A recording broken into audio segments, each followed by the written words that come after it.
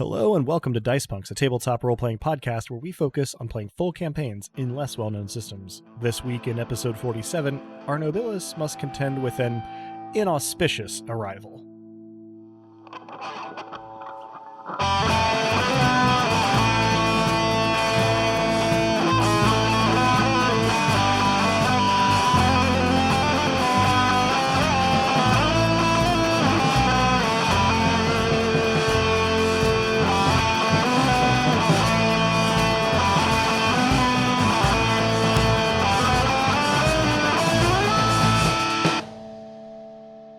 Hello and welcome. I'm Adam, your friendly neighborhood game master, and joining me are... Hello there, I'm Drew, and I'll be playing Reorienting, the Viscount of Tempo, back like a bad penny in good company. I'm Robin, and I'll be playing Lissa Crate, the romantic but wrathful Furious Queen.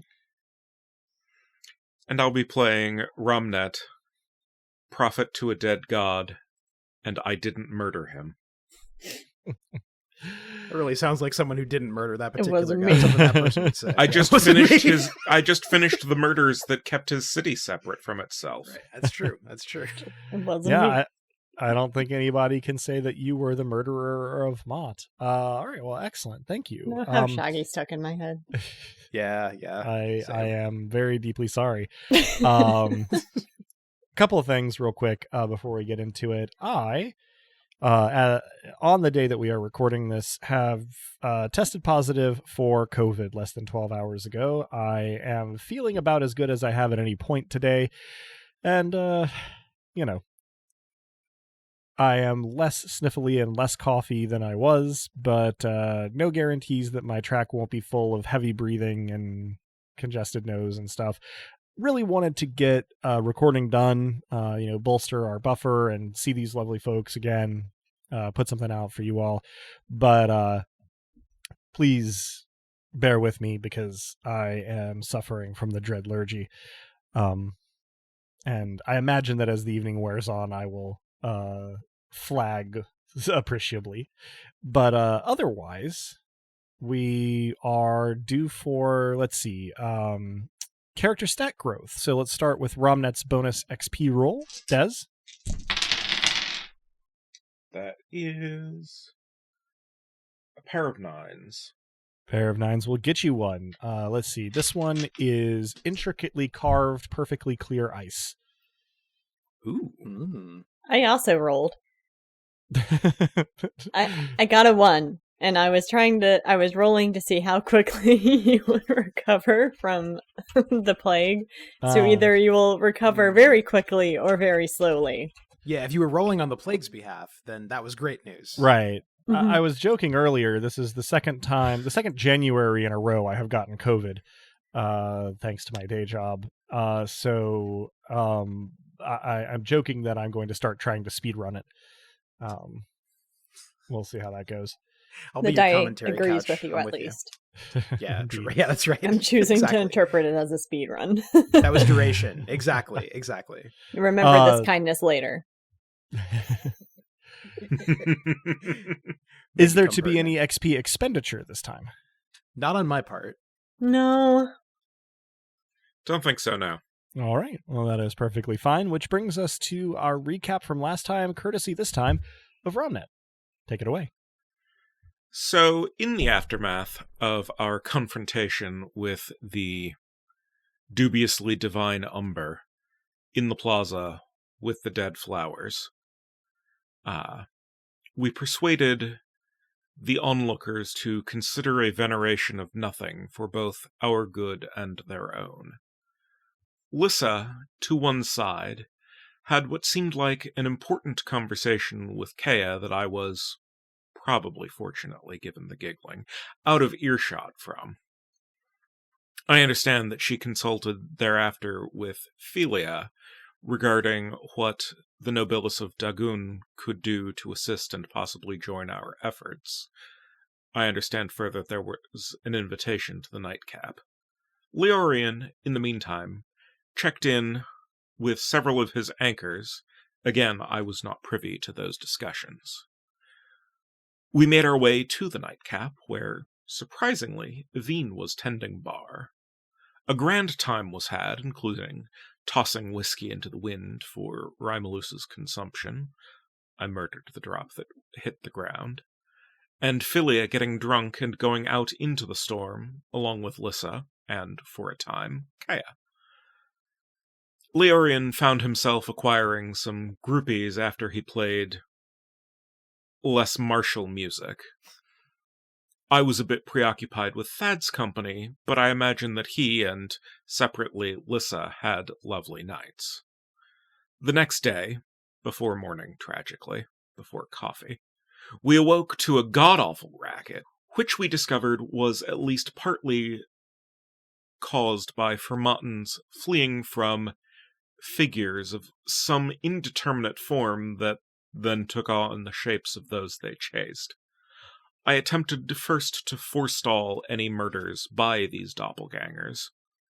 Others, I'm told, or in Thad's case observed, held their own in their separate battles against these pursuers, but eventually it made sense for me to expend the bulk of my remaining power to create a citywide murder of the doppelgangers. So now I am at last living up to my mantle. As the city set itself to rights, the sun broke through the clouds with all the violence of a desert, and the temperature increased accordingly, causing steam to rise off Philia and Rymalus in their general area, and we found ourselves in the presence of a wounded Fewa. And here we are. Indeed, thank you very much. So, we basically pick up with everybody kind of where they were at the end of that confrontation with the canal copies, Leorian and Mavia currently, near the nightcap, Romnet near his home, sun coming through the canopy, hot wind blowing into the city and clashing with the sort of sea winds of Rymalus and Philia's presence. And we don't see Fewa currently, but we have the sense that she has entered the city and is hurt. So, we pick up exactly there. I take it from the description that she is not able to communicate directly, having been seemingly dispersed from her normal form?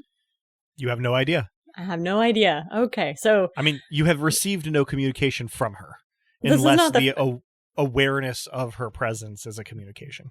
This is one of those moments where I'm going to go distinctly what Lissa would do and not what Robin would do in this circumstance. And I will greet her out loud and ask what happened. Well, you don't see her, right? Like, you are by the nightcap. You don't I'm know literally where she shouting is. into the hot air. Oh, okay, fair enough. Yeah. You are shouting a greeting and an inquiry as to her location or state. Yes.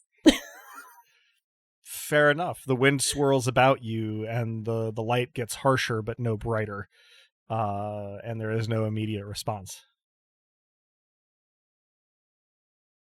Leorian, you hear that, you see that, you are close by.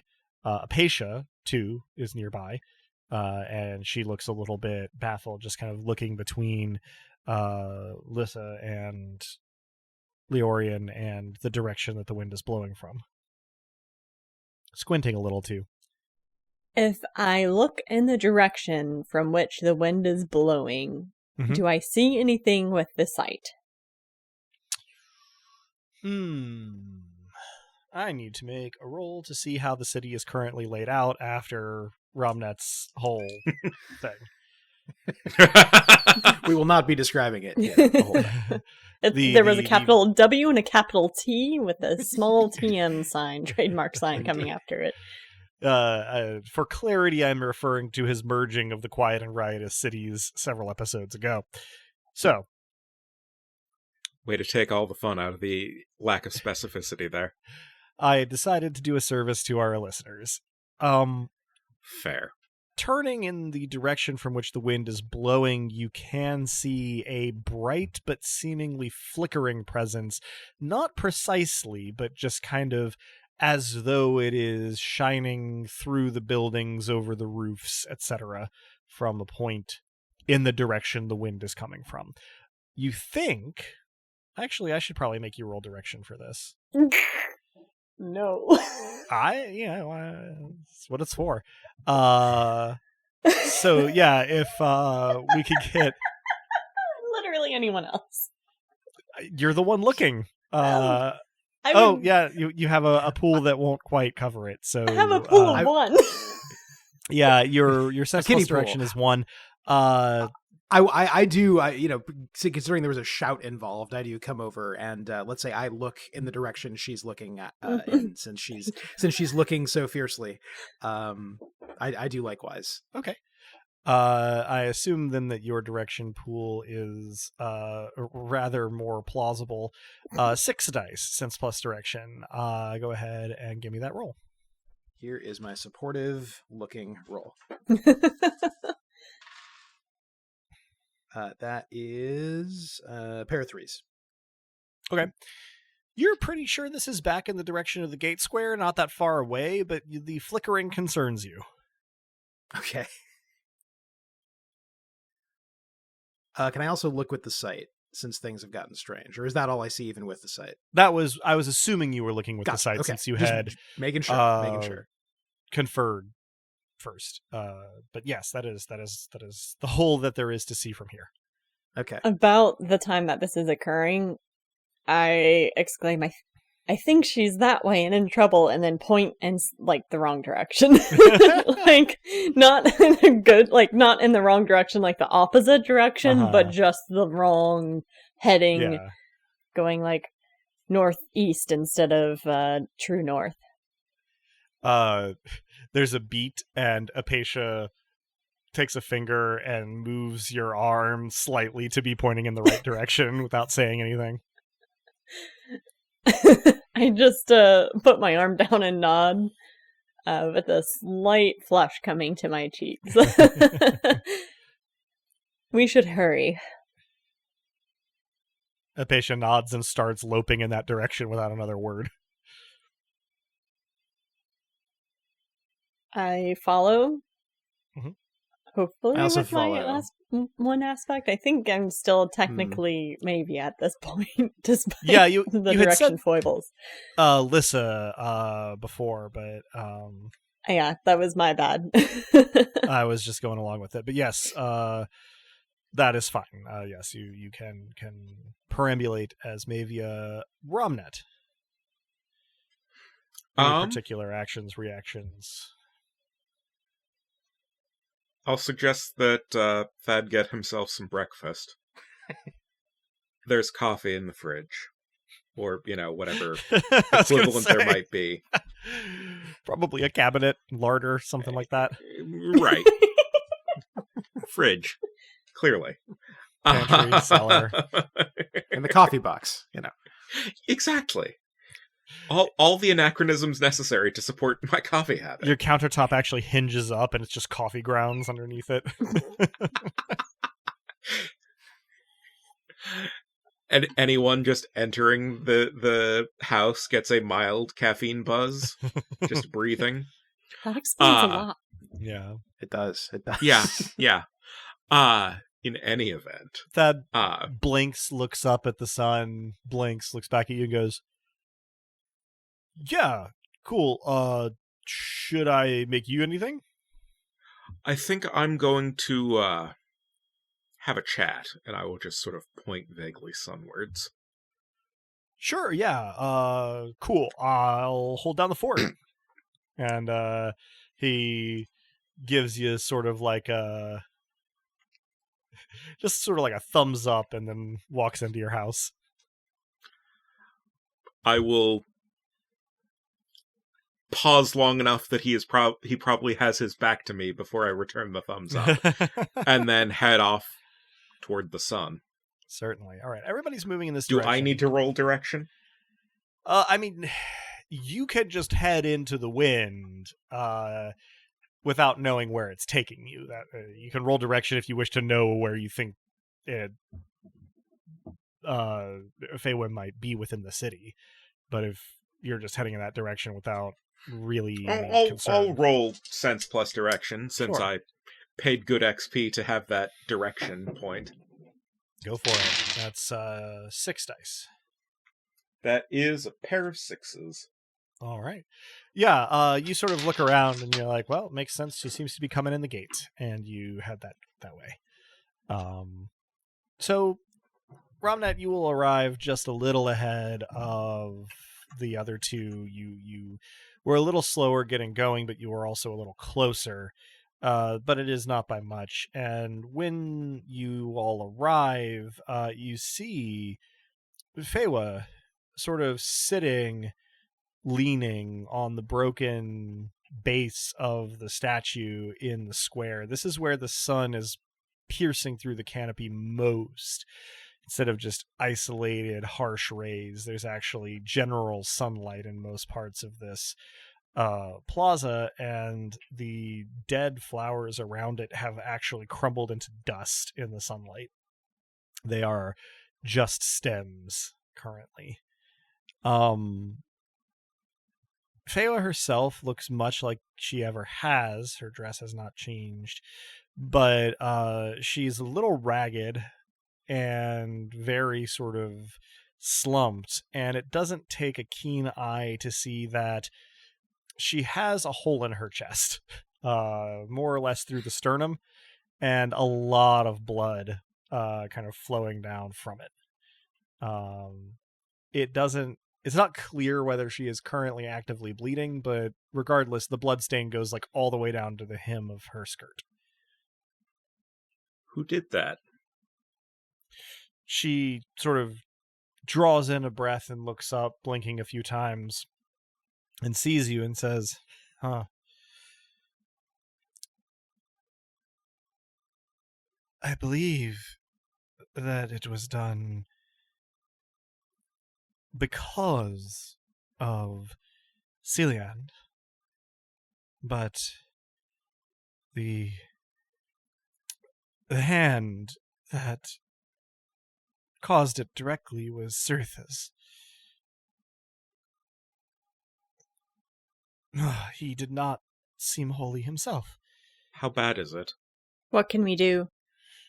She gives a pained and shaky laugh and says, "It is quite bad. I have come because I think what you can do is siphon off as much of my power as you can, so that it does not go to waste or get misallocated to people that we might not want it to." Apatia, where's Alona? Apatia blinks and says, "I think she's back at the nightcap," and then immediately sprints off at her superhuman rate in the direction of the nightcap. If you don't mind the gentlest of retcons, from the moment she started talking, I've slowed the bleeding as best I can by way of Ghost Miracle. Yeah, that's fine. I'm afraid that siphoning is going to be a last resort.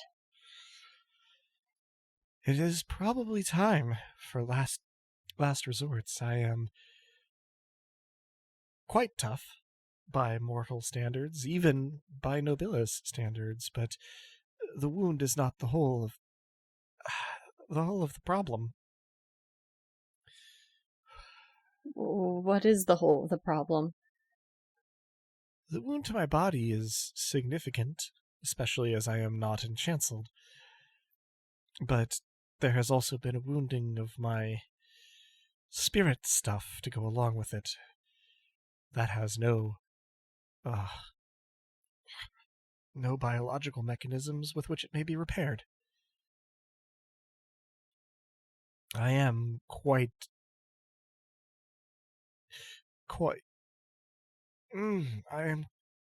literally coming apart at the seams. What was done? Well, I agreed to speak to Sirtha after the last encounter we had. I thought perhaps he had been convinced by Celian's perfidy to at least hear us out, was aware of the danger, and attempted to take precautions, but he seemed to have received some sort of assistance, perhaps? It is unclear, and it happened very fast. I do not know if it was a weapon or a miracle, but in a very short moment that my back was turned, I found myself, body and soul, riven through with... And she looks down at the hole in her chest. Well, you can see the result. She gives a sort of a shaky I can see laugh. the result. I don't understand what was done to your spirit stuff. The best I can explain it, I was stabbed in the soul.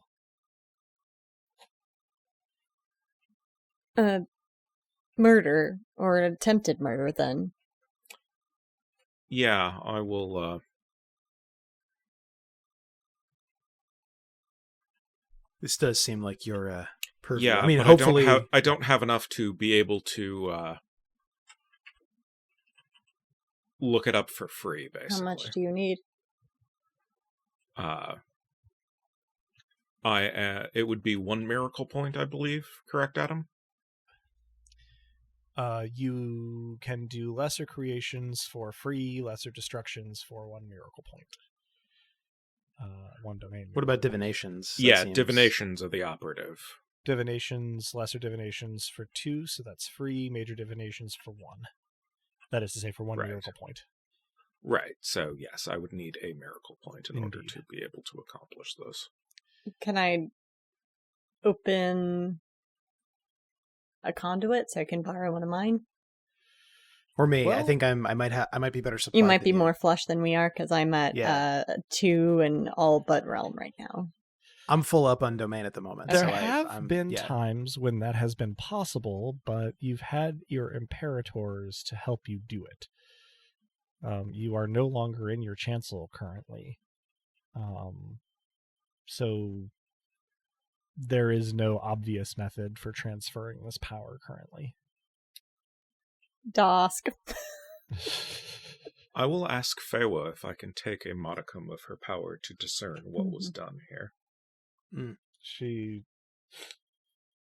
sort of releases a shaky breath and she says, I do not know that I have any to spare.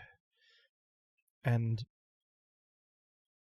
I think that it is likely that Celian found some technique or weapon among the imperators she's hunted that allowed her to cause this, in much the same way that you can create a murder and designate or simply draw in a murderer. I think perhaps this was a similar use of betrayal, or maybe one of her other estates, or combination of them. It could very well have been an artifact created by one of the imperators she's managed to defeat.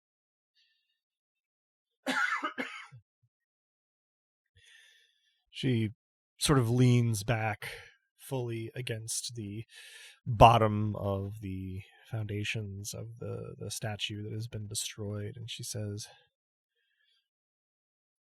it is unfortunate, but it is also okay.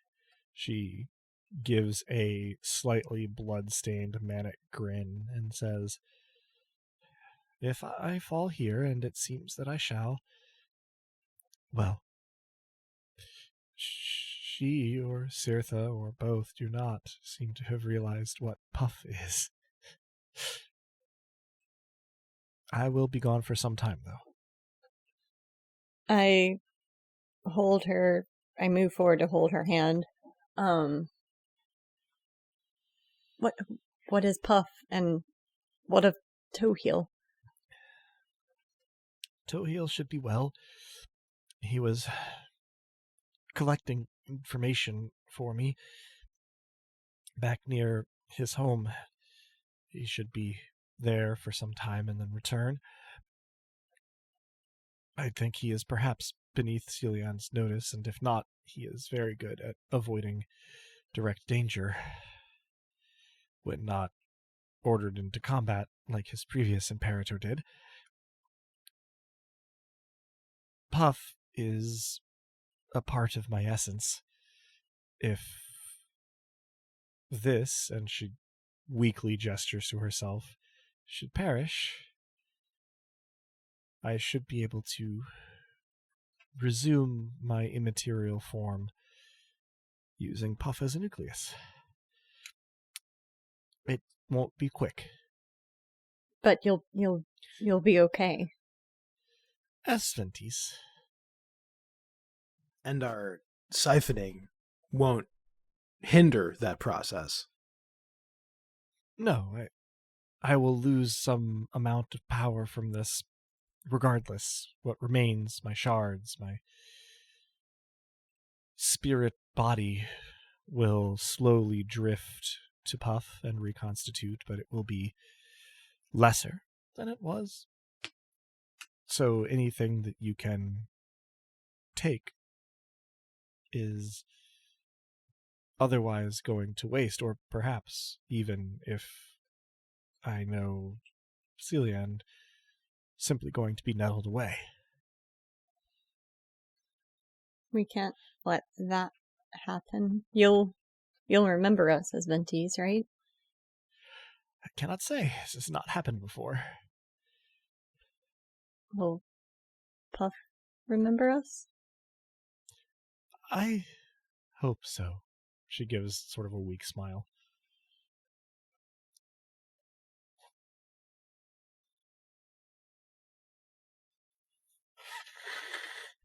Do you think, if you feel any about this at all, that you might recognize at least your own rage down the line? Or power signature? Is there anything... Through labored breathing, she says, anything is possible. Again, even imperators have something of an undiscovered country. I just don't want you to forget, because I'm not going to forget you. She weakly shrugs one shoulder and says, I hope not to. But what will be, will be. At this point, Apatia comes pelting back into the square with Ilona in like a Princess Carrie, jostling a little bit, and carefully but rapidly dumps Ilona on her feet in front of Feywa, and Ilona takes one look at her and sort of like gasps and kind of starts fussing and muttering about how incredibly unlikely it is that she is conscious or alive. I bring Apatia up to speed while Ilona mutters. I will offer the offhanded comment to Ilona. Congratulations, you're now a physician to the gods. Ilona laughs shakily as she attempts to inspect, clean, and figure out what can be done with this hole in Feywa's chest. The sunlight coming through the canopy has started to dim somewhat, and the wind, while hot and desert, has started to die down. How do we take your power? I give it freely, so hopefully it will not be hard. You should not need to nettle me, and the red tooth right will do you no good here. Fortunately, I know that is... Well, that wasn't going to be an option. My heart is quite damaged anyway. I think that... I think that touch and intent and the prayers you might give to me and to Dusk are as good a mechanism as any. I reach up and push Mavia's helm back so that at least my face is fully visible. Mm-hmm. Surprising no one, I'm crying. Indeed. And I kind of tied my grip and say, well, are you ready? She starts to nod and then seems to have a thought and hesitantly reaches into one of the pouches under her cloak at her belt, pulls it off her belt, and holds it kind of shakily out in Mavia's direction. I extend out my free hand without letting hers go. Sure. Picking it up, it has quite a bit of heft to it for its size. And she says, I think you'll be most able to make use of it. And then she takes as deep a breath as she can and says, I'm ready. Any more delay will only serve to make it more difficult. Thank you. Thank you. Thank you. It's been I'm sorry. a great honor to have known you. Go ahead. I commend your death and your memory to Dosk. She nods solemnly and, sort of tries to hold her other hand out and lean her head forward so that she can be, sort of accessed by the Nobilis present. Apatia looks indecisive off to one side, and Ilona sort of moves back, shaking her head, looking a little pale, even for her.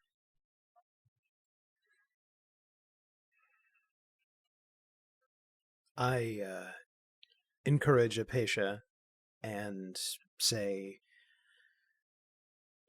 to Feywa, when we meet again, whatever that means and whatever that looks like, may we like each other just as much and may things come out differently.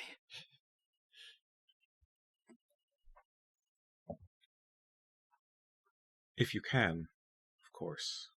We would obviously love to hear what occurs in the undiscovered country. But be safe even there. She nods silently and sort of slumps a little bit forward. And excuse me. If you're ready to Way say... to method act, Adam. With a cough. COVID is a sort of stab in the soul. Yeah, so this is all very method. As soon as I see her slump forward, I do my best to keep her upright with a gentle embrace. Mm-hmm. You feel you haven't really consciously registered it because you're very used to it under these circumstances, but you've been feeling sort of the friction of all of the Octoritoses, sort of clumped in this area, and the sort of frequency of this vibration changes as Feywa's Octoritas fades. Metaphysically, you can perceive as her Octoritas fades sort of her spirit flare. It is significant. Which is also a bit of a clue here, because whatever was done to her would have had to get through that strong Octoritas. Mm-hmm. But it is not hard, specifically for Leorian, to see the small siphon figuratively as though a silver cord of astral projection leading off into parts unknown that you assume to be the conduit of the nettlewrite being performed on Feywa. Freaking stop it. Can I murder that conduit? If Leorian points it out to you, you may try. I most certainly do point it out. I figured as much. So... Can I nettle the nettle? Can I Uno reverse? I'm Actually, trying to figure out what the sort of like basis of a nettle here would be, right? Because it is something targeted at the person. and their estates and how you have we are subverted preventing them. a betrayal. Mm-hmm. I don't know that that's the case. We are utilizing a betrayal to our advantage. The betrayal happened when she turned her back on Cirtha. Yeah.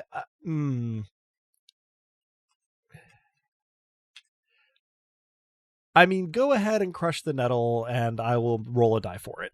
We have an abundance, so yeah, I am absolutely... There's no reason not to crush a nettle. A big stack of nettles in inventory is not among our concerns. Yeah, that's indeed, fine. Yeah. Ramnet, we definitely have saved those up. If anything, I just want it to be a not so subtle middle finger in Cillian's direction. Sure. Ramnet, you were saying you were trying to sever this. In what manner are you attempting to do this?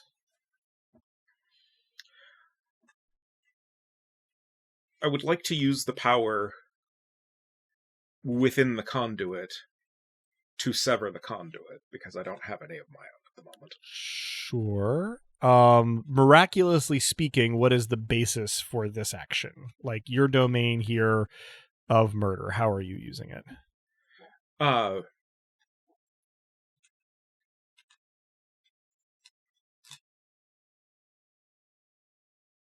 I'm destroying it.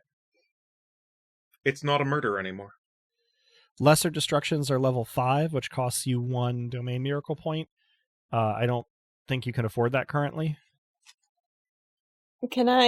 Failing that... Which was part of why I was trying to use the power of the conduit. Sure. I think that the miracle has to come first there, is the problem. Yep. Can I have one... penetrate, like... I don't think...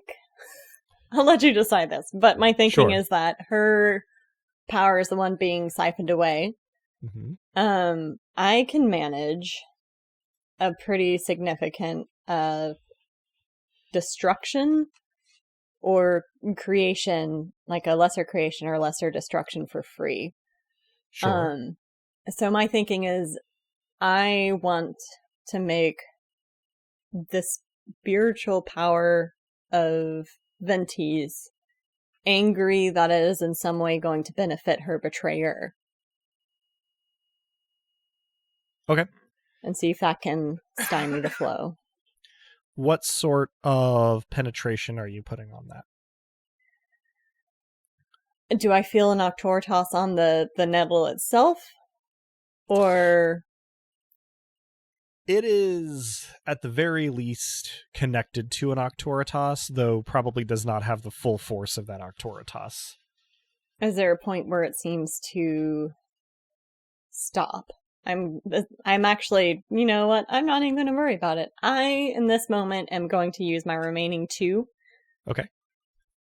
And maybe, I don't know when the last time I did Rite of the Last Trump was, so I can't speak to that. But if I have the option to, sure. I can throw in a 3rd. Yeah, I'll let you have that option if you wish to do it. Okay.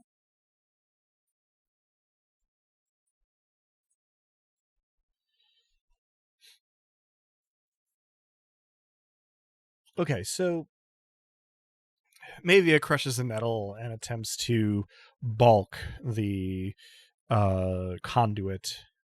These sort of prayers and laying on of hands all sort of take place. You can sense Apatia doing something that it quickly becomes clear is essentially destroying the sensation of racking pain in Fewa as well. And you offer up prayers to Fewa and to Dusk, and Fewa sort of breathes a little raggedly for a moment and then lets out a last breath and stops. So, here is what I would like for everyone to do. I would like you to roll 1d10 for each point you have in spirit, plus every spirit miracle point you wish to put into this. So if you have 2 spirit and 2 spirit miracle points that you feel like spending, you could roll 4d10. We'll add those up, and you can distribute that many miracle points into your temporary miracle point list. Oh. Wait, what? Can I get that one more time? We're rolling So, d10s matching our number of spirit and any miracle points that we wish to spend, and then we're going to add them up? Spirit miracle points specifically. Mm-hmm. And then, yes, you will add them up. So my example was if you have 2 spirit and you spend 2 spirit miracle points, that's 4d10. You're going to add all them up, and then you can distribute that many miracle points among your meters. Okay. If only I had spirit miracle points to spend. Indeed. Oh, come back here. Okay. Oh, I'm not mad at you after all. So I have 14 and 8. So 22. Rolled a Excellent. pair of 9s. 18. I think given the nature of this, if I'm understanding it correctly, spending a lot of spirit miracle points, I'm very likely to get back more than I put in. You are never Guaranteed. going to do worse than break even. Right. Mhm. Therefore, I'm about to roll 10d10. By all means. Let me get this sound on the... There you go. Juice it. All right, give me a sec. Yeah, it'll take a second. Go ahead.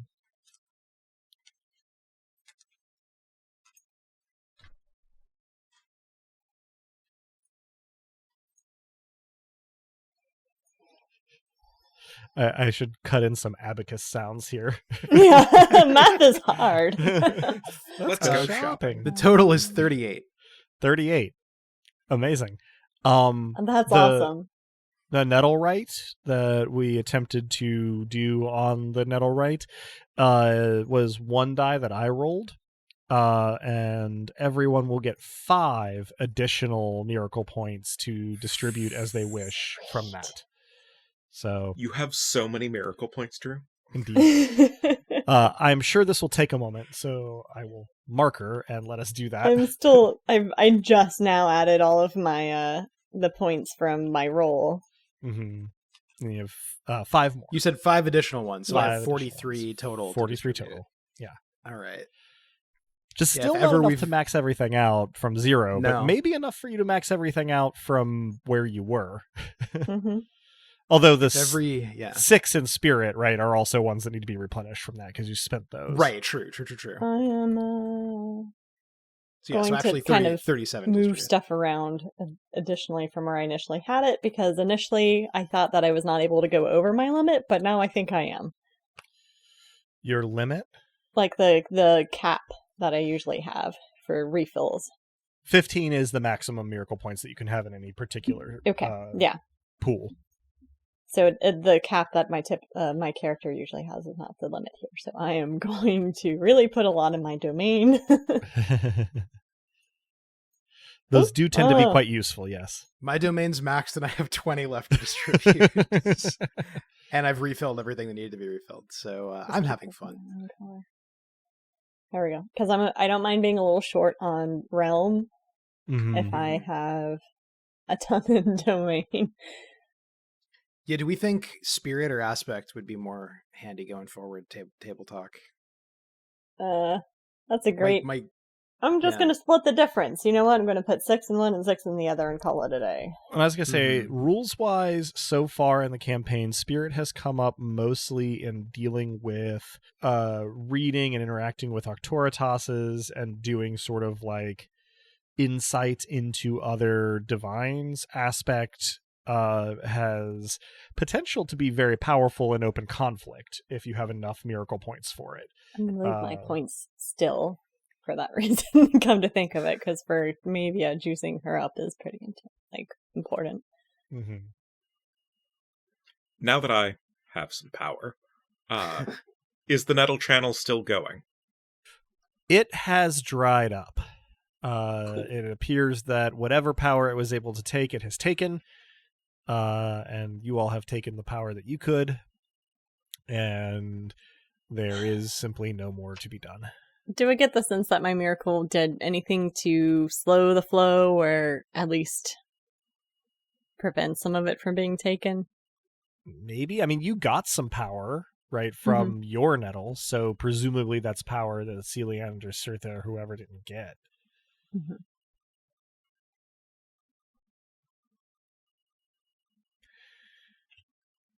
It's funny because I of course could have played the drum to try and stop it, but then I wouldn't have been any good with the actual siphoning, which was the more important part. So I think we came out okay. Yeah, we did. You certainly came out more okay than most. I suppose Yeah, a quick that's fair. summary is in order here. Yeah, we should probably say this. We said it during the math break, but we should say let it be entered into the record that I'm currently sitting pretty at 15 miracle points in aspect, domain, and spirit, and 12 in realm. So yeah, I have no complaints. Right. I hope everyone else feels all right. So in aspect I have 7, and domain I have 13, which is fun because I can do a level 10 miracle and still have ample left over. And then realm 4, spirit 5. I have capped out domain, and, well, I have not capped out the others. Indeed. That's 5 aspect, 1 realm, and 3 spirit for the curious for Romnet. So yeah, a fairly decent haul, I would say. That feels somehow insensitive. It was sort of intended to be a little bit cavalier. God Death Hall.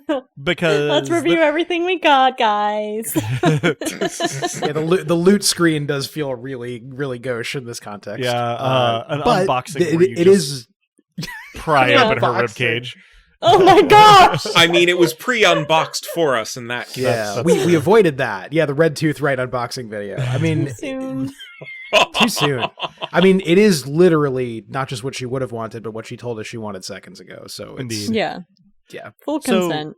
Moving back into the sort of physical space here, you sort of pull your senses back to the physical, and you can see Feywa looking still and gaunt, kind of sprawled on this pedestal. Everybody sort of slowly straightens up. Apatia's starry eyes are kind of twinkling and swirling, and she looks a little bit vague and far away. The plaza is mostly empty, as Fermatans are not super comfortable in the sunlight, but currently the sunlight is rapidly dying off and returning Fermata to its pre-dawn gloom, enhanced by the thick canopy and general nature of the place. Still holding on to Feywa, I pray to Toheal. What do you say? Feywa's gone. Ventis will reform around Puff as a nucleus. If you are not okay, you know how to reach us. Faintly, after a moment or two, you do hear back from Toheal. He says,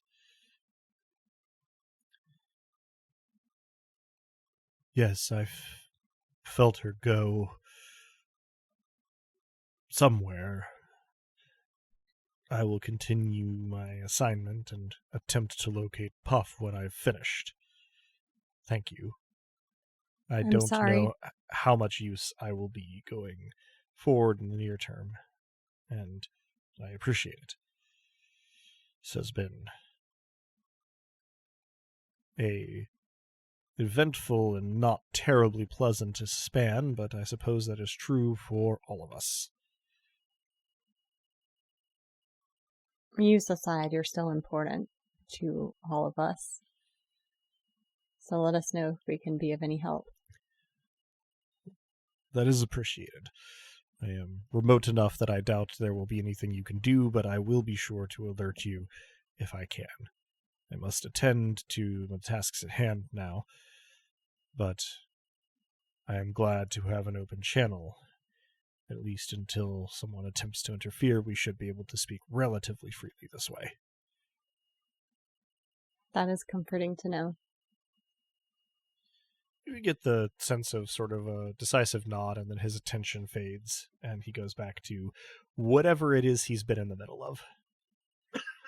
Hashtag just God things. Demigod business. All right. So, as the sunlight fades, the wind dies down, the desert wind anyway, and the sea wind reasserts itself. Rain begins to spit again. And you stand in a mostly deserted square. Fewa laying in front of you, everyone mostly silent to all outward appearances. She's not laying in front of us. I held on to her. Oh, indeed. Thank you. You also have in your other hand the pouch that she gave you. You have bloodstone to forge. Yeah, I suspect as much. I put it on my belt for the time being because it feels disrespectful to open it while I'm still holding on to her. And I pick her up, rising to my feet and allowing the last vestiges of Mavia to fall off of me. Except for the fact that they don't. The shadows go away, but there's a weird after image, kind of reminiscent of staring into the sun that Ventis has just... The sun of Ventis that just vanished from our sky. Just a permanent after image of the Vanta black tendrils and helm and armor. I never asked how she wanted to be buried.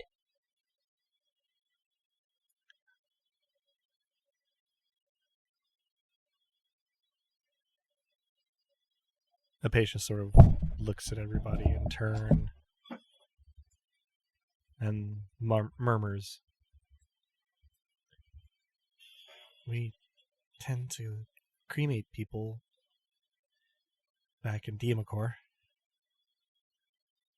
but I don't know what the Carolan Wastes do.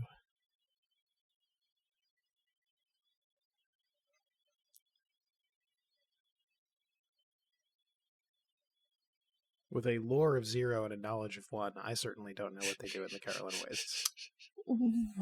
I mean, I could roll a lore of 6 to see. Give it a try if you want. Was Thoralda from the Carolan Wastes? Because I know Sharif had something to say about how they preferred to be.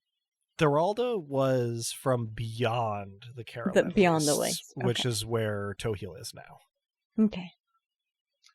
Fittingly, oddly, 666. Nice.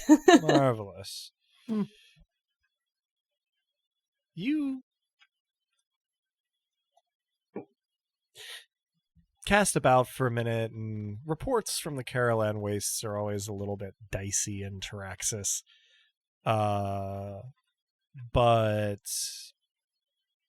you are able to sort of catalog that, you've heard about one thing more than most, which is that important people in the societies of the Carolan Wastes are typically sort of ceremonially desiccated and then interred in the dunes. You're not entirely sure what this entails, as no account you've ever heard has gone into detail. But it is a form of burial. Yep.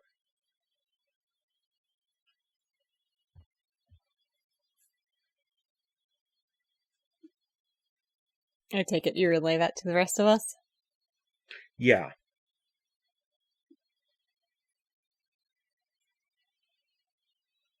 Well, we probably can't perform that to the letter, but we could probably do something passable, I'm sure respectful. We can find a dune, because those tended to follow her, much to... Well, I'm sure we can I find a mean, dune. there's the space that resulted in Bor. It would seem fitting. I like that idea.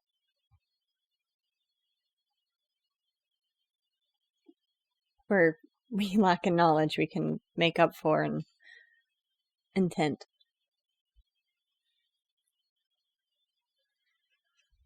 Seems to summarize a great deal of our goings-on. Too many. It does it that. Well, I suppose we need to figure out how to convey ourselves and her there.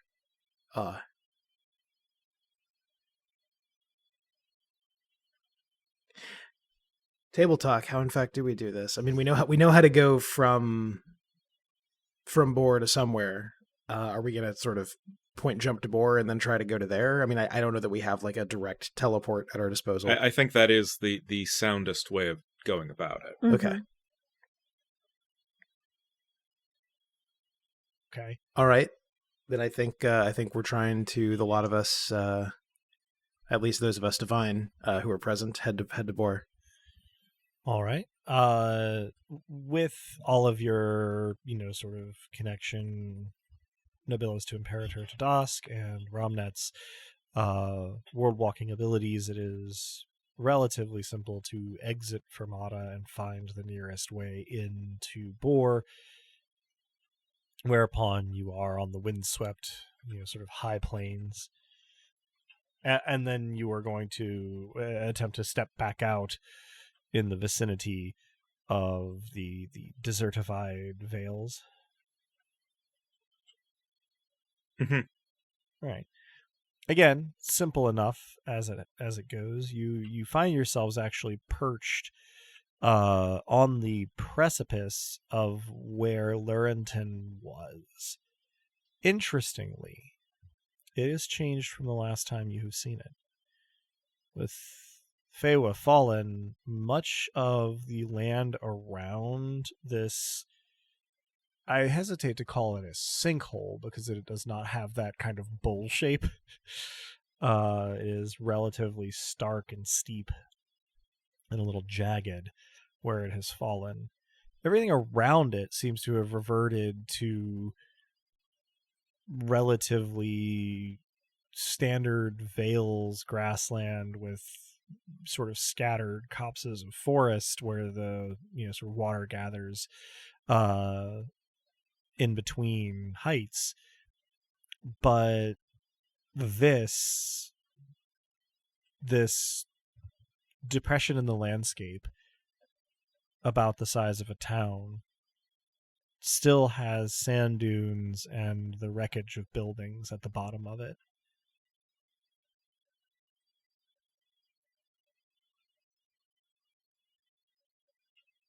So we head to where the dunes are.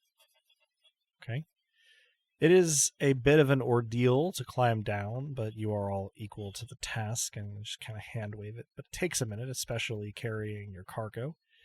And, you find a spot where not only is it sandy, but the lips of the descent do not manage to fully block the rays of the sun. I do a lesser creation of fury to make the little spirits I know that are occupying the sand angry that they must serve this purpose, but also kind of a fury that makes them move aside to make the burial a bit more expeditious. Sure, the sand in front of you boils a bit, but does eventually sort of open into an aperture in the side of the dune, more than large enough to fit Fewa. She's not very big. I set her down and pull a necklace off of myself and gently fasten it around her neck and say it's fitting that you shall lay to rest, Ventis, or at least this aspect of you with family.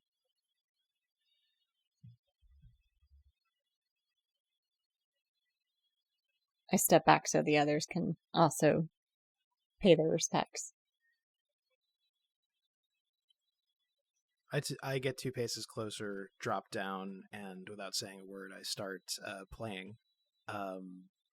What comes to my head is probably something I've never played before, but the drive that moves me to start is that it should be something elemental, something of the deep earth, and something long but ephemeral, even so.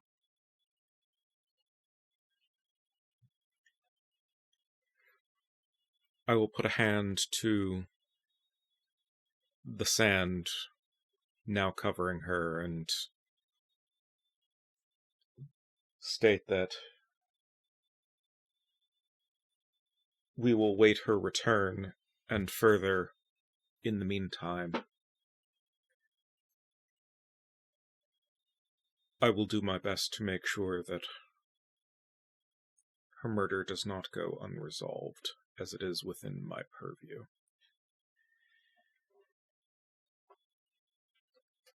While Leorian is playing, while these reverences are being observed, Apatia hangs back. Once the sand has been piled atop Ventis, yes? I would do that with a lesser destruction of fury. Mm-hmm. Filling the sand with hopefully despair and the absence of fury. It sloughs back into place, covering Fewa rapidly. Once this has been done, Apatia silently steps forward and sort of looks down. Her expression is kind of hard to read, not least because ain't got no eyes. But she... Excuse me?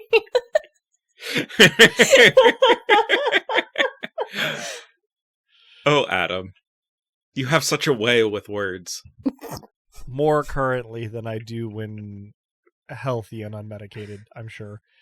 But she regards the increasingly anonymous patch of sand intently for a long 2 moments, and then pulls the meat of her thumb up to her mouth and just tears into it, clenching her hand and dribbling some blood onto the sand. And she just sort of shakes her hand and seems to pull it into her wreathing cloths and steps back, blinking a couple times and then looking around.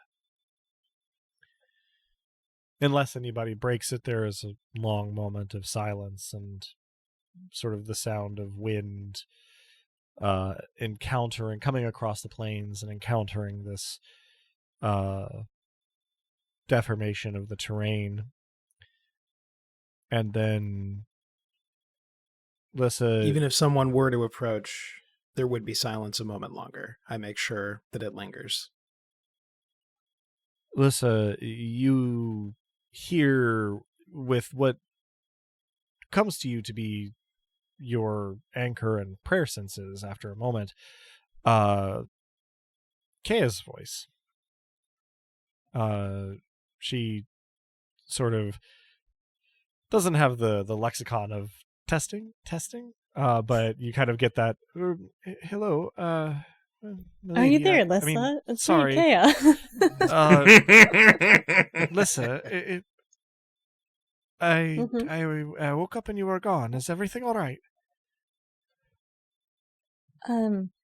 We lost an ally. Sorry to leave you like that. We had to go and lay her to rest. No, of course. That makes perfect sense. I am a little groggy, I'm afraid. I will leave you to it and try to hold things down here in Fermata unless you have other assignments for me. It's, well, if it isn't inappropriate to say so, it's nice to be able to talk like this at a distance. It's nice to hear your voice right now. You And can feel her smile. You keep an eye on everyone at Fermata. I shall. I have some rage to unleash. She chuckles a little nervously and says, well, I'd certainly hate to be whoever was on the receiving end. Best of luck, and I'm at your service. There's a little bit of a wink in the statement. And I yours. Till then. And she is withdrawn. When Lissa comes back to herself, I'm on my feet and looking in her direction, and I say, you were somewhere else with someone else there? I didn't want to interrupt. Okay, I was making sure everything was okay. And as I'm saying that, I'm pulling the pouch back off my belt to look at its contents, which I have a pretty fair idea of what they might be. It is the hilt of Feywa's bloodstone needle that she uses. It is very sort of basic and solid, small for her relatively small grip, and the heft is considerable as she uses it. It extends and doesn't change shape freely, but forms itself to the purpose. So it's looking at it with the sight. What do I see? Well, bloodstone. You see the metal in the shape that your physical sight sees it, and you see not so much any sort of miraculous energy or Arctoritas as just the residue of the spirit stuff imperators are made of.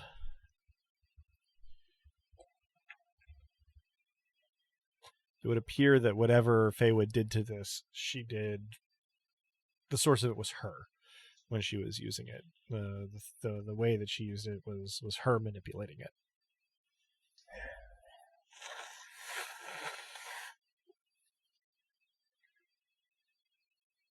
Addressing the hilt. Because this is what I do. Sure. I hold it and do just a lesser creation of fury and ask the hilt to adopt whatever form it sees fit that could take vengeance and destroy a god. Okay.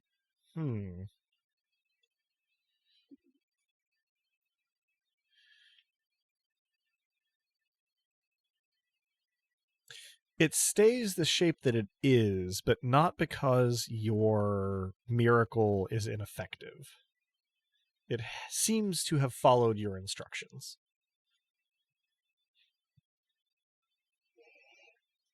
It is, however, not terribly communicative.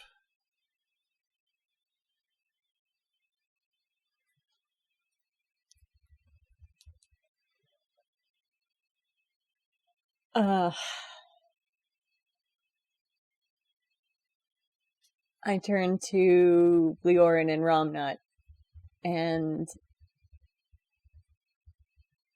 in case it wasn't obvious by me having a literal conversation with the hilt, tell them that I feel like it did what it was ought to, but I'm not sure what is a weapon without a blade. It is a hammer without its head. It's possible, I suppose, that you're the blade.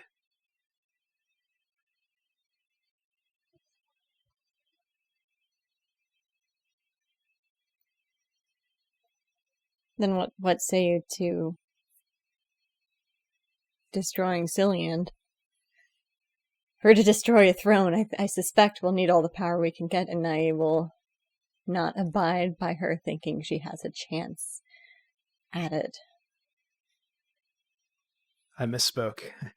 We're the blade. As to destroying Cillian, I'm enthusiastic about the idea. It is within my purview. Before we go, though, Lissa, I'm with you to the end, of course. And I don't mean to make this harder. Where we are, did you want to say a few words, not just for Feywa, but for Reorienting? And if that time has passed, then ignore me. But you're so ready to take on the very cosmos, and again, so am I, but I just wanted to make sure you know that someone's thinking of you as well. I appreciate that. But I'm not sure if words are what Reorienting needs right now so much as action. Action, then. I think we're proving fairly good at that. Let's begin. Efficient, even. While you have been talking, Apatia has turned to look directly at the sun and sort of raised her hand in the direction of the sun. And she doesn't attempt to put this miracle through anyone's auctoritas, but around her, given her power over the senses, she bends the light and creates essentially an illusion of a sort of bright violet nighttime, stars swirling in the area, and it sounds as though right around her, in the area in which this illusion takes effect, the very ground beneath you sort of bellows its anger. She slowly lowers her hand, the illusion dispelling. She turns with a serious look on her face, and she says,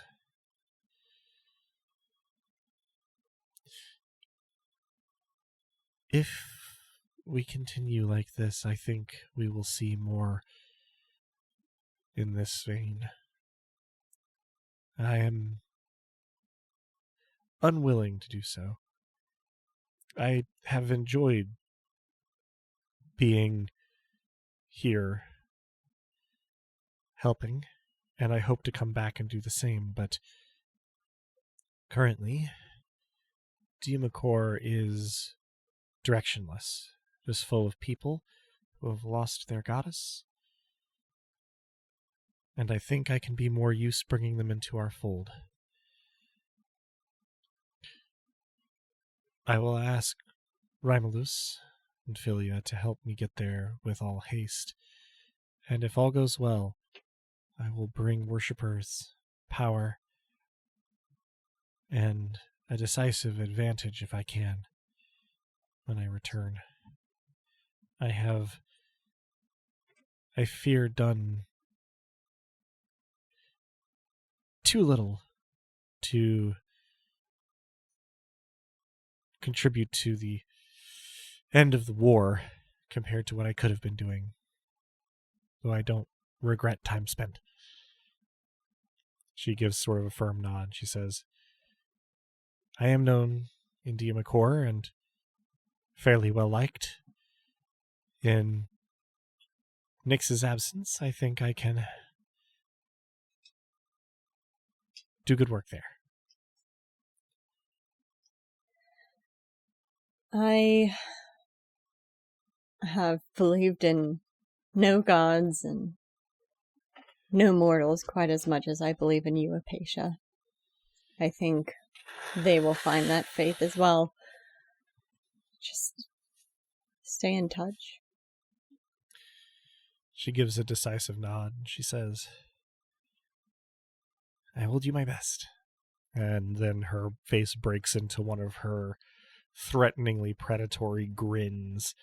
And she says, your faith in me means a lot, and I will do my best to live up to it. She gives You already have. a sort of formal looking salute, though her grin doesn't falter, undercutting it somewhat. And she sort of starts the process of bounding out of the bottom of this cave-in to where you had arrived from Boar.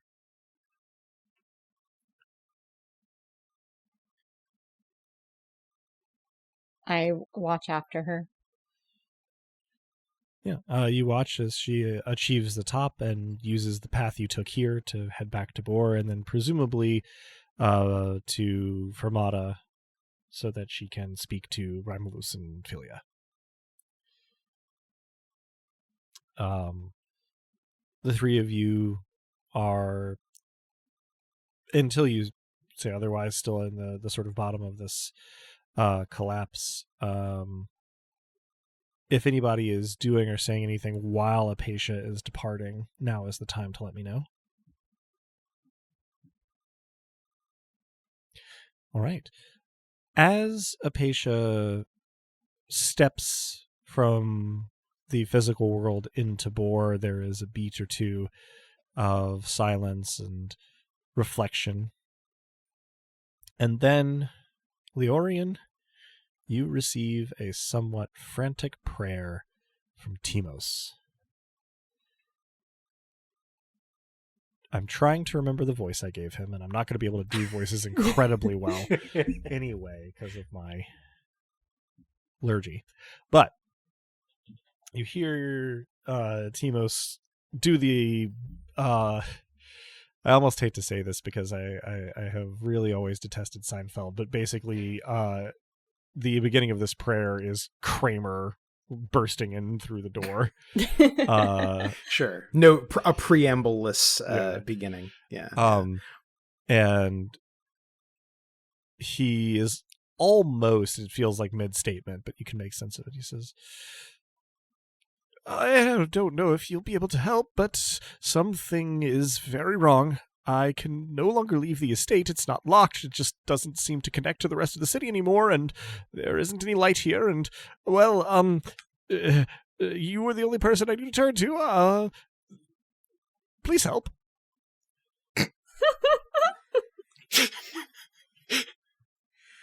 I steel myself, and I say, your prayer shall be answered.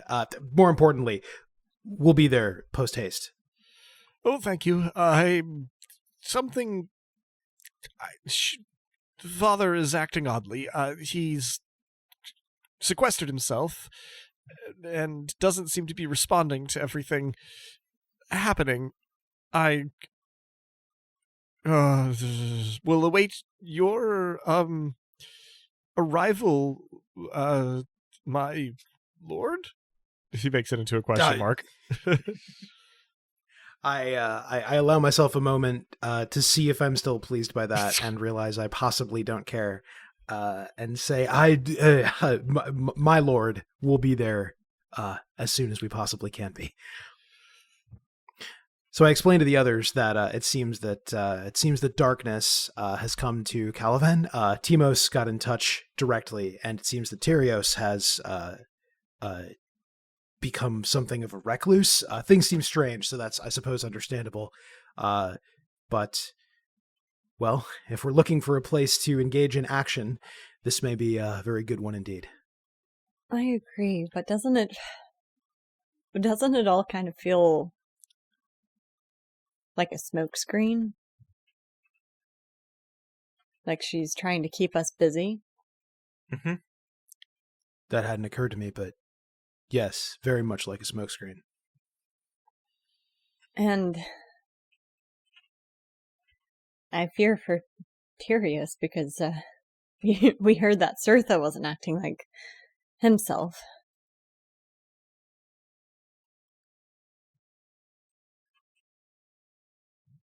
Remind me to consult you before I answer prayers in the future.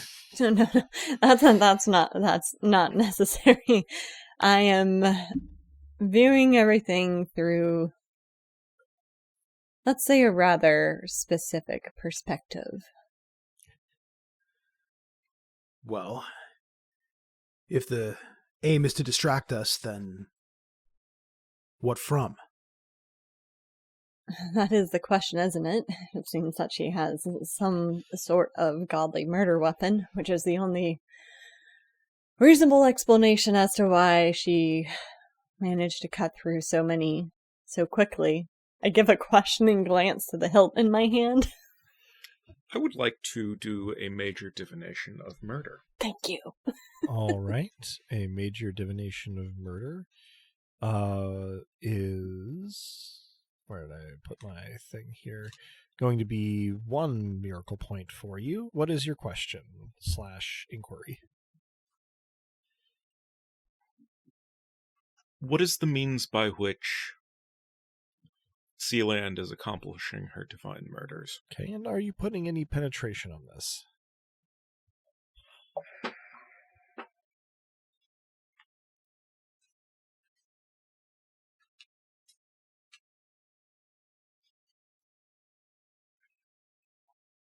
No, because that will be telling itself. Okay. Let's see. The Wish answers... I had 1 more divine XP so I could actually be, regent. One day. Maybe. As is the way of these things, you get more of a sense and a knowledge, but to put it in words, which is what we have to do for podcasts, the sense that you get is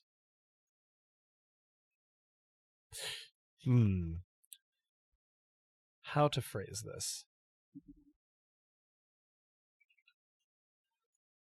Predation.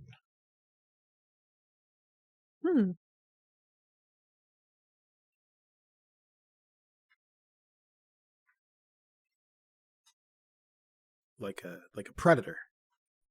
Tooth and fang is the means, in a manner of speaking.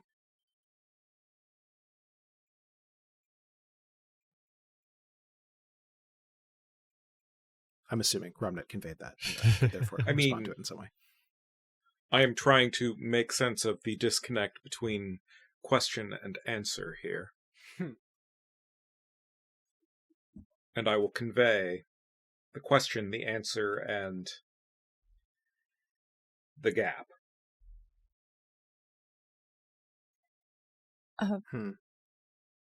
What? I don't understand the gap. I asked about tools, and I was given characterization. Seems that they might be one and the same.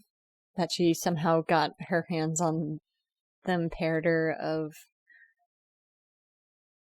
predation.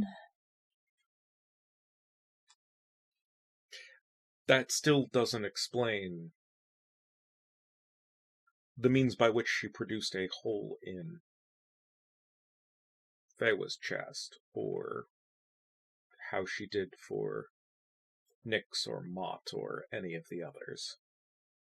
No, I think I see where she's going with this. If you were to create a murder, then the murder weapon would be murder. Or at least it would be if you did it yourself, directly. So you mean that if there's a one of us, but of predation, then that's murderer and murder weapon both.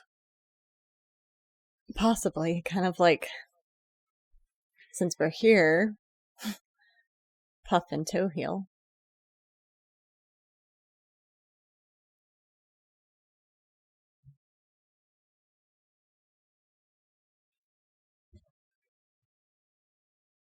I picture whatever Force was going to answer Dez's second question, like waiting to get a word in edgewise as we say this.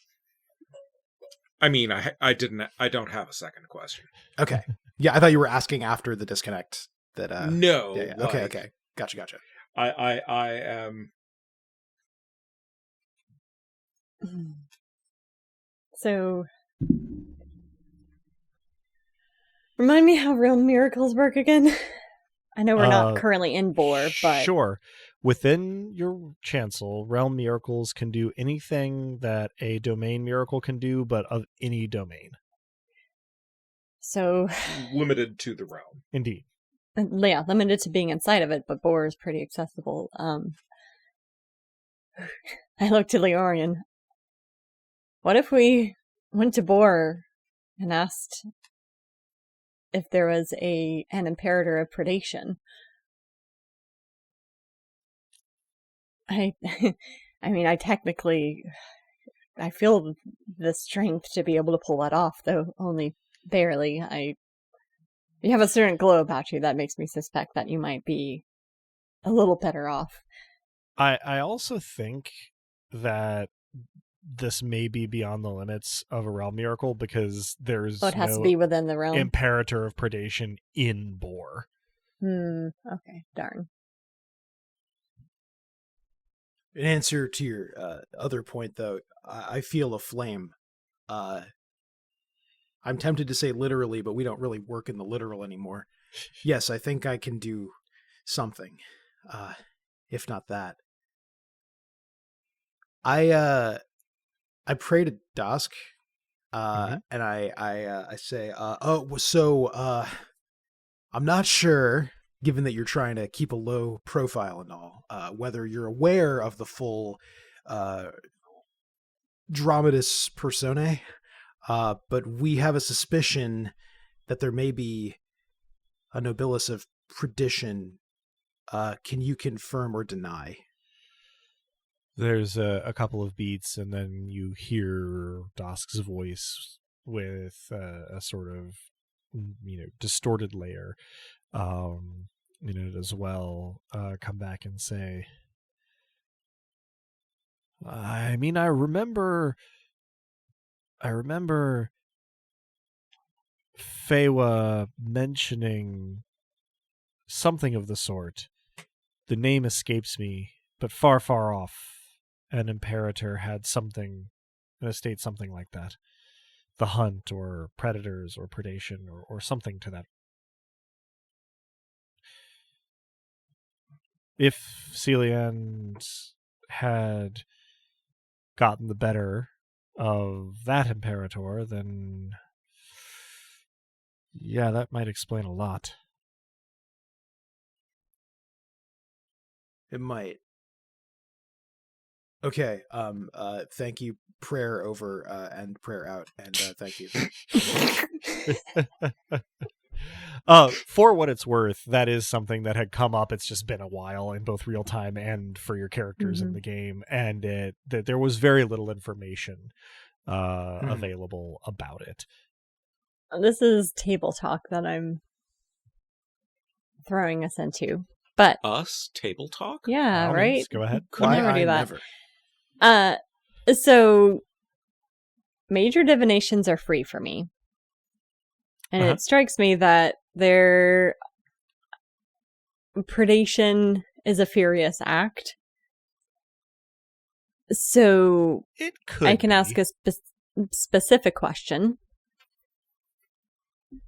about who would oversee the fury as it relates specifically to predation.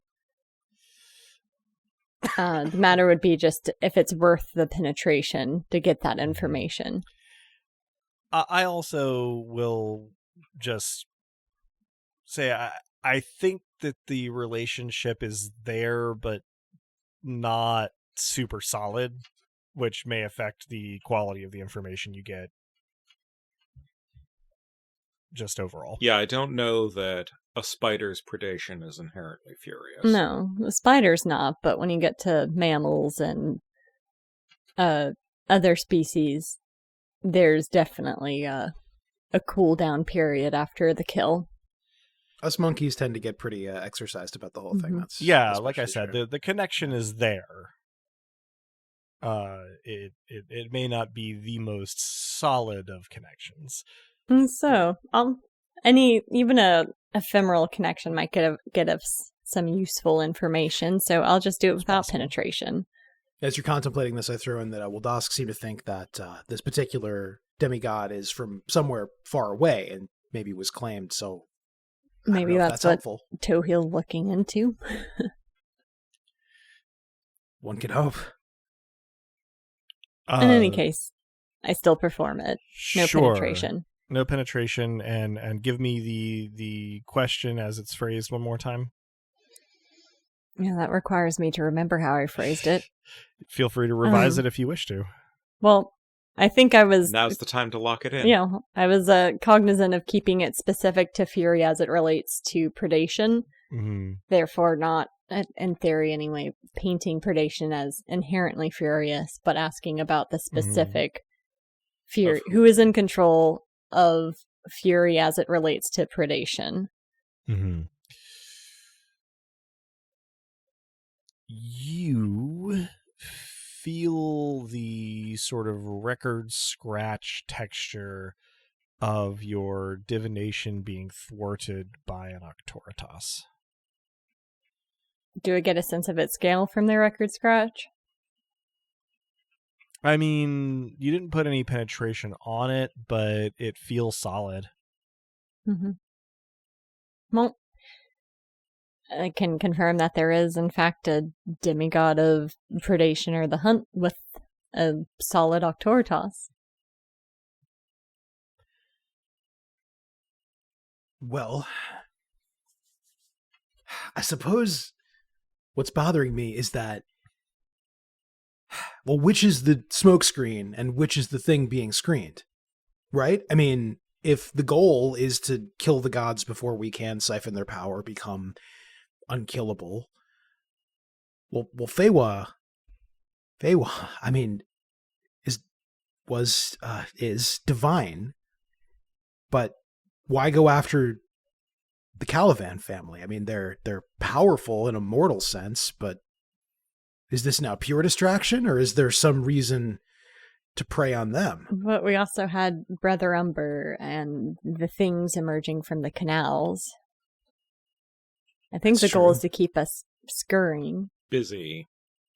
Yes. That's a Scurry, way to scurry. keep us expending ourselves and our energy on miracles against these threats. You're right, of course. If we walk into this, we can assume that it's either a distraction or an attempt at predation. Well, what do we know of Celian's domains? We know she has beauty, truth, betrayal. She's taken sacrifice back. Darkness, presumably. Yeah. The Forge, I hope. I mean, the version of Brother Umber that you fought recently in the plaza had mastery over darkness, madness, revelry, shards of Mott Mm-hmm. Mm-hmm. that did not stick around when he fell.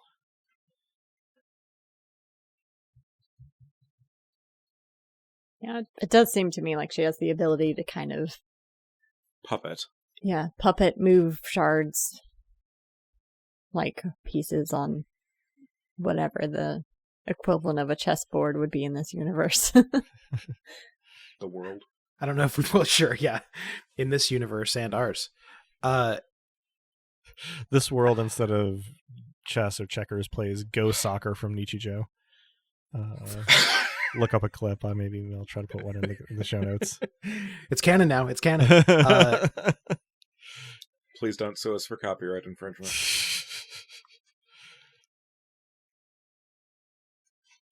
Perhaps we take the bait knowing it is such. But it seems to me that if I were continuing to distract, the next step would be to go after an ally or Dusk himself. This ability to puppet, as you say, puts us at a distinct disadvantage. We can't chip away at the Lady Celian's power, whereas the only thing we can, like, a unifying theme of sacrifice and beauty and truth and betrayal is that there's no subverting them directly. Changing beauty standards, there remain beauty standards. You know, by playing in that sandbox, the archetype still holds primacy. You know, even lies don't really detract from the truth. They reinforce it, I suppose, Exactly. in a sense. I could buy us time by meddling predation. I mean, what have I done from the very beginning but make swamp creatures angry and force them to attack? If we act unexpectedly, it'll also show our knowledge and make us more of a threat, but We're already a threat. clearly Probably one somewhat discounted at this point. discounted, but still worth a degree of attention. Mm-hmm. Well, so we take the bait, we bite down on the hook, but not fully, knowing that it is a hook. Then what?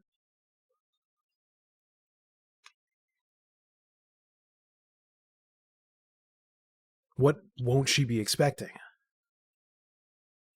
The nettle is not a bad thought.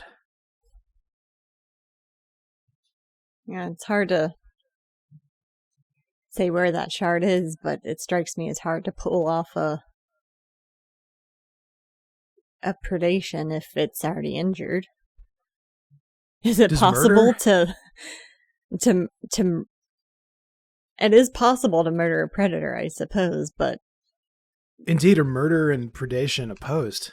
I mean, predators eat their prey. Murderers, stipulated they could, but they generally don't. They're victims. Yeah. There's still predation going on. It can be hunting. There's overlap. And it can be furious, but it needn't be. Is that the problem we're running into? That there's too much overlap? That Too we much can't metaphor. undermine? Too much metaphor. I feel lost in it. The thing we had previously discussed about betrayal is that to nettle betrayal would require turning betrayal back upon itself. Overcoming the Octoritas and making her the subject? The hunted? No, conceptually. The betrayal must undermine the betrayer somehow. Self-betrayal. Or, no, not that. Betrayal launched back at its source. I'm lost in metaphor again, I think. Functionally, what we need is a betrayal that undermines the interests of the one doing the betraying. Correct me if I'm wrong in that conception, Adam. We had previously discussed it, but I don't perfectly remember it. That sounds to me like a way of subverting betrayal, yes. And what would it look like with this scenario with this baited hook we're being offered? Well, if old Tyrios Calavan is not feeling himself, do we know what that entails? I mean, is he enthralled? Could he be turned against our enemy? Or is thinking that that's possible the hook? I think the hook is whatever events are planned there. And possibly him as an agent, possibly someone else. We don't know. The hook is fixing the problem, I suspect. Sure. Not necessarily knowing that Tyrios might be an agent of betrayal. Tyrios might be an agent of betrayal. I hate to say it, but Timos might be an agent of betrayal. There are many possible agents. Sure. Look, I don't want the situation we need to organize here is the betrayal happens and does not benefit the betrayer. As a mechanical note that need not have bearing on your particular conversation, it is certainly possible that Timos has been miraculously affected by the estate of betrayal. It is worth noting that anchors are protected from hostile miracles by their Nobilis' Auctoritas, and if I'm correct, Leorian, yours is fairly high. So that doesn't mean that it didn't happen, but as a consideration, I just thought I would remind us of that. Not just to pull it off, but to sneak it by me would have taken a significant... It would have taken some effort. Of power. Yeah. Which, again, doesn't mean it didn't happen. Sure. Well, he's connected to me, and, I mean, my card's firmly upon the table. He's a person who I'd prefer not to die. Mm-hmm. I'm pretty sure he feels the same about his father. Reasonably sure. But you're right, of course. He grew up rich and powerful. Betrayal was never far from being at hand. An easy target, then. I wonder, so do I destroy his fury? What we have to do is we have to go there and assess and be prepared to act quickly, decisively, and on our feet in the heat of the moment. It's far from ideal. But not far from our norm in terms of how we operate. Certainly true. Certainly true. Not unsuccessful so far, albeit with problems. So, into the trap then, with an eye for turning the mechanism on its creator. All right. So, would I be correct in assuming that the three of you return to Boar as a first step? Mm-hmm. Yes. Yeah. Stepping into Boar, you find yourself not on the windswept plain, but in the sketched out version. Bless you. Bless you. Apologies. In the sketched out version of the nightcap that serves as at least something close to the Chancellor's heart. You see the sort of absence in a person suggestion that is Dosk, head on the bar, sort of hands gripping his head. When he becomes aware of you, he sort of sits up. Oh, sorry. It's, as there are fewer of us, it's getting to be a full-time job to try and tune out the vacuum. It's getting worse. Everything okay? No, unfortunately. Yeah, No is an I accurate, thought that might be the summary. case. Well, is there anything I can do to help from here? We're about to walk into a trap. Oh, Well, we have convinced ourselves that it is a trap, and we're walking into it anyway. Yeah. At the very least, it's a distraction. Likely, assuming, again, that Sealand has caused it. She We have every reason to believe that she's the cause of the trouble, but we have no way to tell the trouble that, if subverted, would cause her trouble from the trouble just meant to trouble us. Yeah, unless Mott has found a way of sending us trouble from wherever it The is. undiscovered country. Yes. I'd rather That would be impressive. Dosk sort of shakes his head a little bit, or the suggestion of a head, and says, that sounds complicated. Sorry, I'm not thinking so clearly right now, but well, fortunately, one of the things has been helping is the power from the folks you've set on the path of nothing has started to trickle in. I don't have a ton yet, but while you're here, I can lend some. Any particular areas of need, anything I can shore up for you?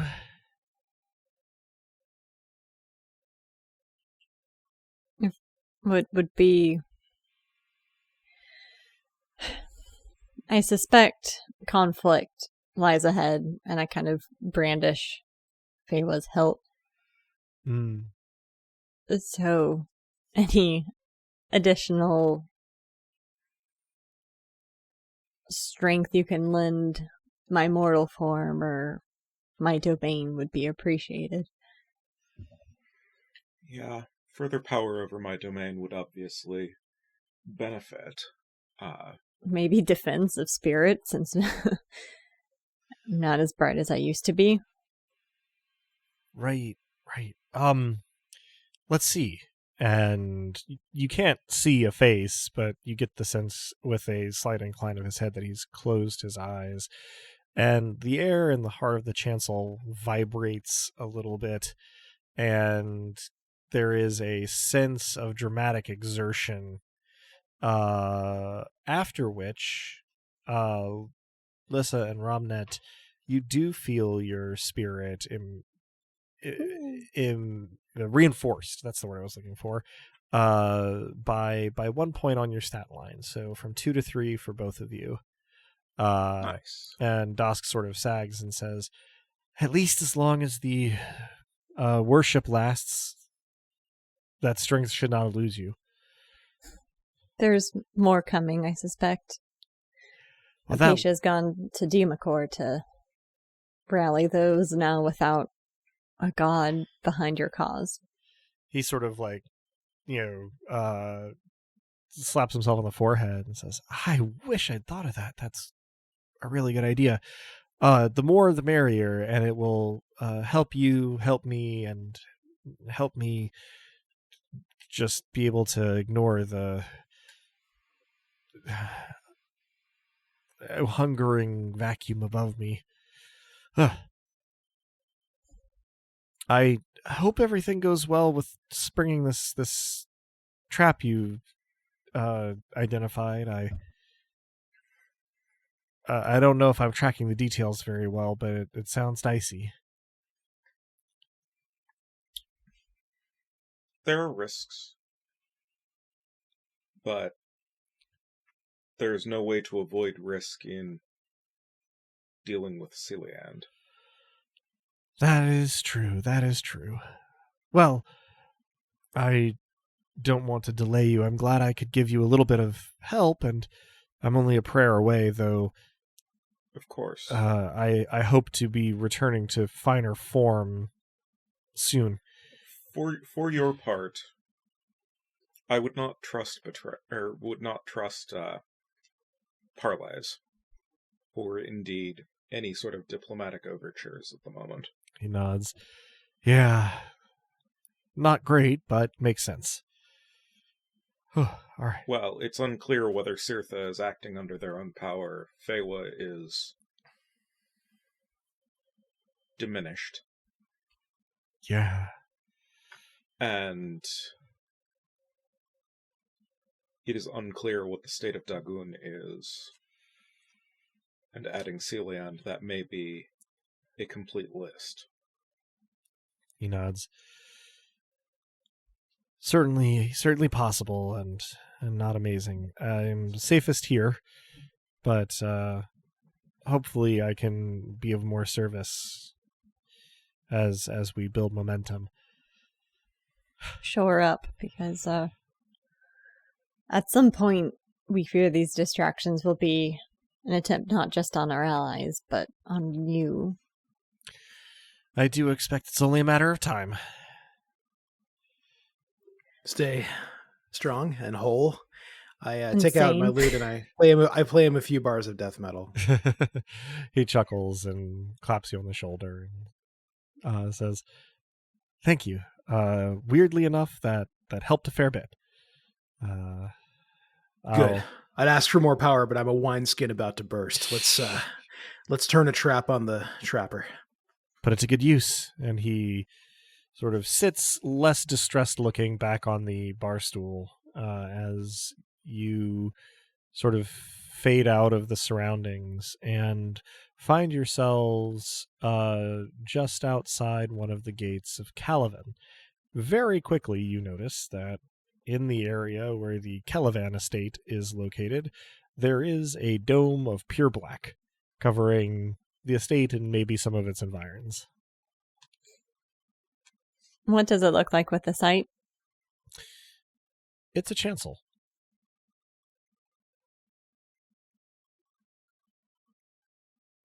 Hmm.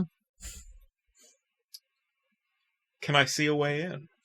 You can. It looks as though you can simply walk in if you go to the right spot on the edge. It'll be a little bit of a walk to get there, and people in the city don't seem extra specially comforted by all of this. There's a nervous energy running through the populace of Taraxis' largest city. There are also a number of places, sort of especially closer to the ocean in the city, where you can see the behemoths of the deep and a few of the siren rays in evidence, though they do seem to be something that the townsfolk give a wide berth. They avoid them, but there is no active conflict. Our last work. I've got a sneaking suspicion that I know Itirius is not acting like himself.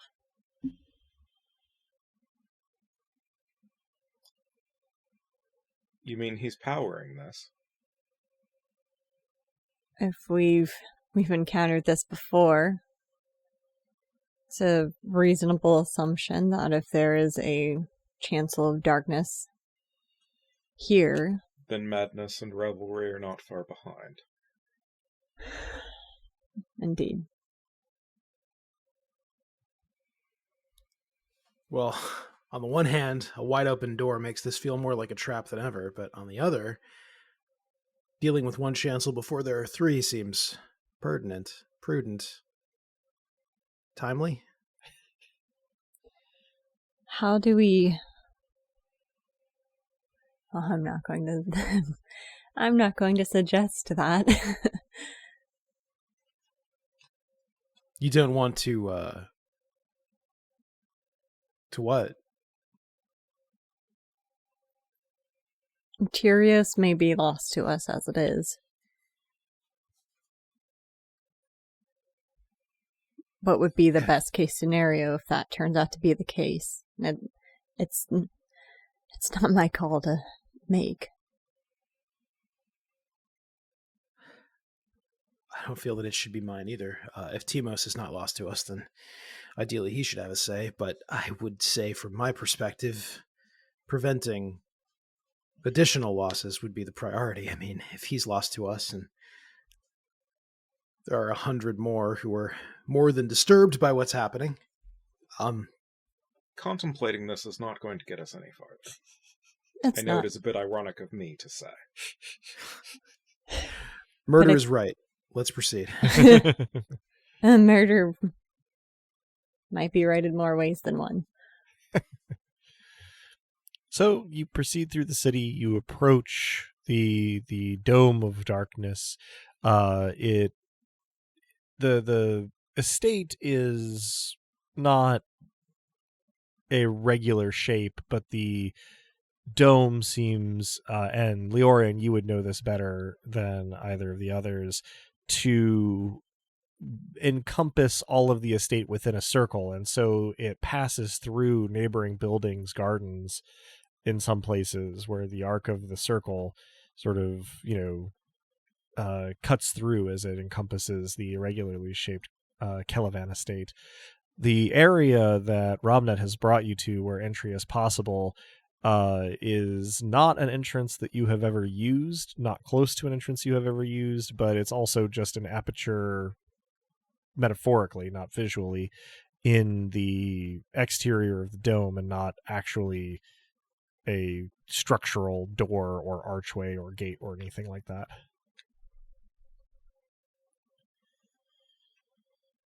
Shall we? In the absence of a better option. Mm-hmm. I will hold out each of my hands towards my companions. Let's not get separated. I take your hand closest keep to me. the hilt in the hand, my dominant hand, Mhm. and take Romnet's hand with my other.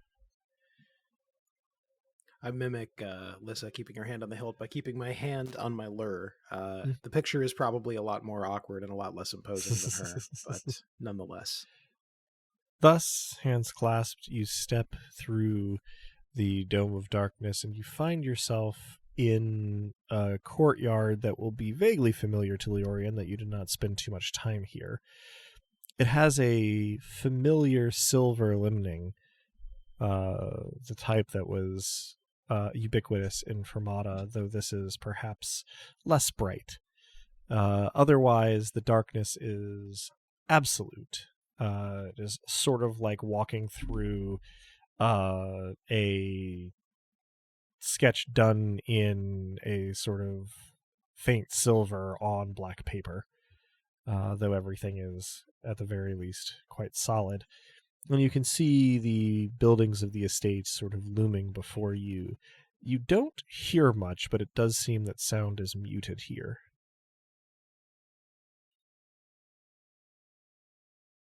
Should we seek an audience with the god of this chancel? Under peaceful intent? If at all possible. I'll basically reach out towards the border that we have just crossed and knock on the inside.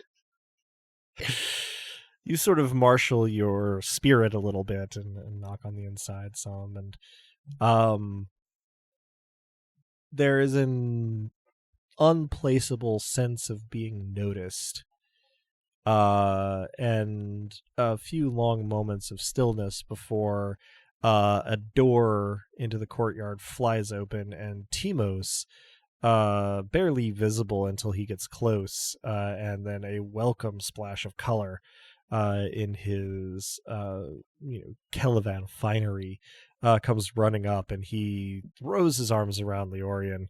Oh, you're here, thank goodness. I hope that you could figure out what's going on.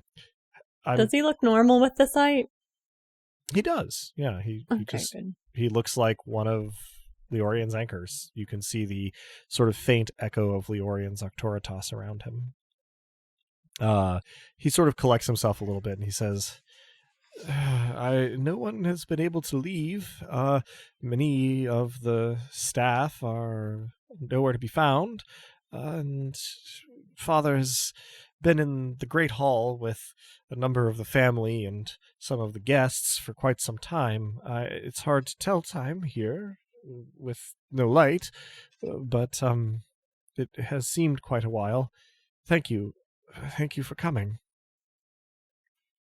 We'll do what we can. And you said your Lord Father is acting unusual. What manner of unusual? Well, mostly that he has sequestered himself and those with him in the Great Hall. He seems unconcerned as far as anyone outside of the Great Hall has been able to tell, with the change to the estate and the lack of access to the city as a whole. I haven't spoken to him. Yes. Kieran? lesser divination of murder. Mm-hmm. Are there 100 of them nearby? Yeah, very familiar. Interestingly enough, though, when you focus, they aren't inside this dome. Ooh. You It's not the best news. aren't entirely sure they're in the city, but you're not entirely sure what the bearing relates to. As I believe this is your first time in the campaign coming to Caladan. Mm-hmm. You would have been here before with Well, your troop, but maybe not in some time. Right. Mm-hmm. Can I end them? You think you're going to have to be outside of the dome, but yes, with the application of power, you should be able to do so. Okay. Good to know. Mm-hmm. I am sorry to meet you under such circumstances, but I'll be straightforward. We suspect your father might be under the control of malevolent forces, and should they withdraw their control, well, we believe that your father may not. We'll do our best, but we don't think that we can save him. I see. He says this, leaning back to look up at you. He extends a shaky hand and says, Timos Calavan, at your service. Alyssa Crate, Furious Queen, at yours. He gives a gracious, if shaky, nod and then sort of turns to Romnet and he says, Welcome to my family estate, such as it is, sir. Timos Calavan. And he holds out his hand to shake. I will shake his hand. Pleasure. Romnet. Prophet. He glances with a sort of smile as the handshake finishes at Leorian and says, You do keep interesting company these days. I always knew you would eventually. Well, I'll take that as a compliment, and it's a specialized problem. I thought I would bring my close friends who are specialists. Indeed, I appreciate whatever assistance you can render, and he looks at us. I appreciate your candor. Shall I take you then to the Great Hall? It seems that may have been Father's intention. I was merely told by a page to come out to the courtyard and surmised that it would be you here, since no one else can get in or out. We did draw attention upon our arrival, yes. I see. Well, allow me.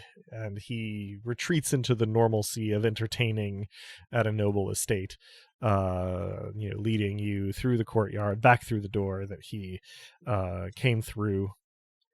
The inside of the manor does have lamps lit, which makes it easier to navigate, though you do have to sort of cross through a smaller building and into a larger one, and then make your way to sort of the architectural middle sort of spine of that, and then turn right. And he gestures, Timos does, at a couple of doors, large, ornate, old, and says, well, they're in there. I haven't been allowed in myself since they went in, but presumably they'll either let you in or I'll be unable to keep you out. Thank you for doing whatever you can, and I realize it may be a foolish request, but if at all possible, be gentle with the old man. He's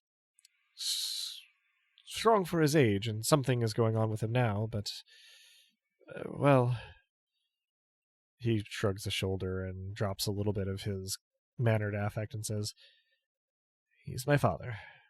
And sort of takes a couple steps back to loiter near the wall. I will also add, it probably was not lost on any of you that you didn't see anybody else in the various hallways as you came here. Mm-hmm. Was there anything interesting in the sight on the way? I mean, not really on the way, but you can sense a fairly solid Octoritas through the doors of the Great Hall.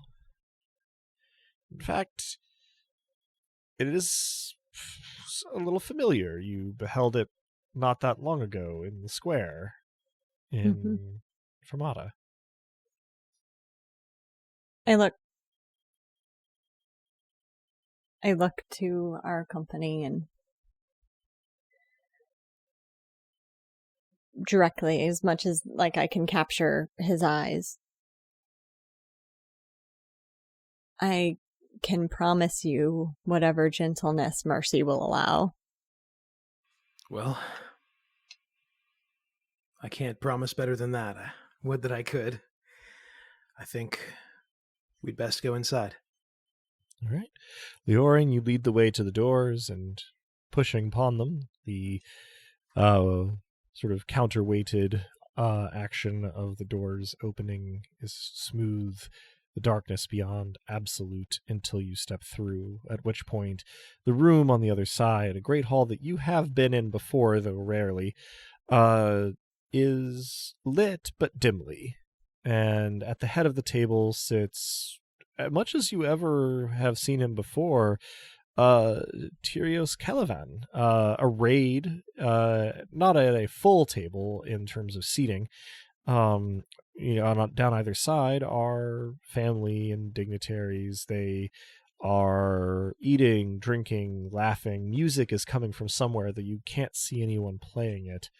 And upon your entrance, the doors slowly swing closed behind you without any sense of finality. You think you could probably leave if you wanted to, at least physically. Nothing would get in your way. But Tyrios Calivan stands up at the head of the table, raising a glass, and booms in a familiar voice that is somewhat stronger than you remember hearing it last. In fact, Lissa, you have briefly interacted with Tyrios Calivan near the beginning of the campaign, and he does seem more vigorous now than he was then, though nothing too stark. And over the sort of general murmur of the festivities in front of him and between him and the three of you, he raises his goblet. He says, "Welcome, welcome. It is good to see all of you dignitaries, so to speak. Come and sit. Celebrate with us the foundation of a godhead in Calivan." And that's where we'll end our session. That concludes this session of Dice Punks. You can all have one mortal experience point and I guess, lingering sense of foreboding until the next time we record. The gift that keeps on giving. Feel free to note it on your character sheet or not as you desire. Thank you, listeners, for joining us. I hope our players and listeners have enjoyed it as much as I did, and that you'll join us again next time. Thank you for bearing with me while I fought through some sickness. I don't know what the editing will be like on this, but I kept coughing and blowing my nose and sighing and things, so hopefully very little of that will come through. Thank you for bearing with me. If you're hearing us now, then you probably know where to listen to this, but we can be found almost any place one can listen to podcasts, as well as on the wider web at dicepunks.com and on Twitter as @dicepunks, at least while that site still exists. With that, I think we're ready to say farewell. So say goodbye to the kind folks at home, players. Thanks so much for listening. As ever, treasure your friends. Always lean on them when you need to mourn, and remember them when it's time to act. We appreciate you, dear listeners. Don't be afraid to dole out whatever gentleness is or is not appropriate for a given situation. Thanks for listening, folks. And if always, Be prepared to take the building down with you. And as the poet once said, where do you go with your broken heart in tow? What do you do with the leftover you? And how do you know when to let go?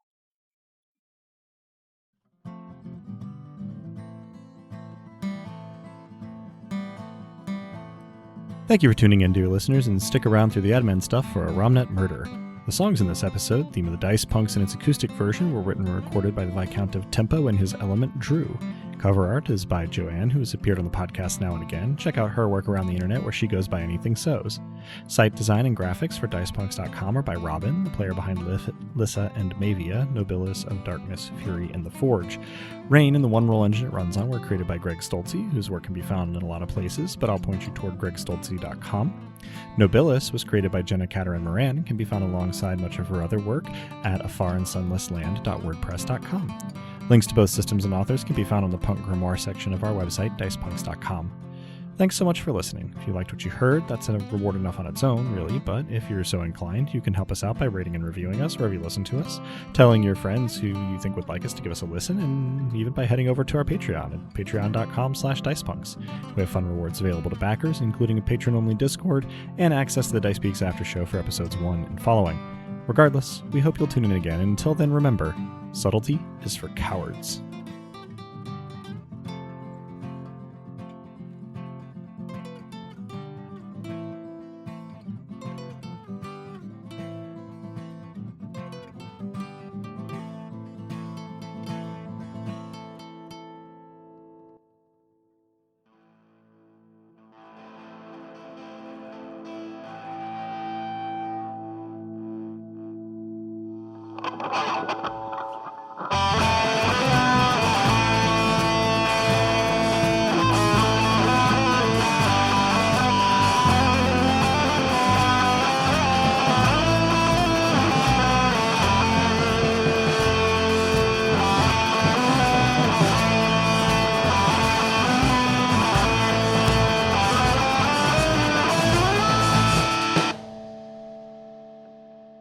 Kill your darlings, they say. Be ruthless about it. Be intent. That's not merely a killing, that's a murder. There is intentionality to it and purpose. Judgment, too, if it's done properly. After all, they're darlings for a reason. The problem is that some darlings don't serve the narrative, don't fill their proper role, don't fit. Those are the darlings that deserve death, though we may nevertheless love them. So take them out, but then lay them out in fitting memory, and preserve those darlings for future use. But in any event, dear listeners, go forth and edit, in my name and with my blessing.